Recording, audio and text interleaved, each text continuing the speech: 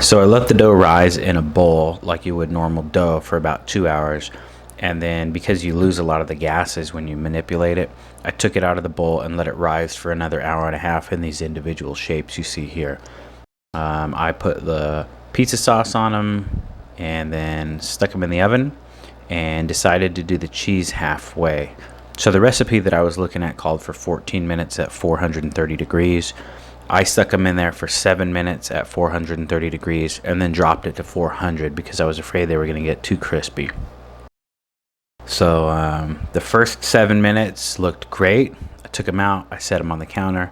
I added the cheese. The one you're looking at on the bottom right, it has cheese in the center of it too. It's basically two thin pizza puffs put together, sandwiching some cheese in between. I wanted to see if that made it any better, and it turned out to be the best one. So I stuck them in the oven again for an additional 7 minutes to get them finished. And I think taking the temperature down to 400, vice 430 was a really good decision on my part.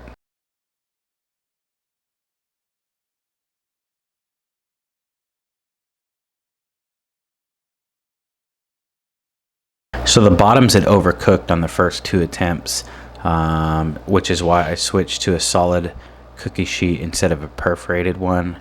And you'll see me flip them over here in a minute because I wanted to see if they had cooked too much again or undercooked or what, and they turned out really good. So this is the 3 that I did. They're kind of hot while I'm trying to pull them off of that paper. Again, the one on the bottom right has cheese inside of it. Ultimately, the 2 on the right came out to be too big. In the future, I'll make them all smaller than this. They took quite a while to cool down as well because of the cheese.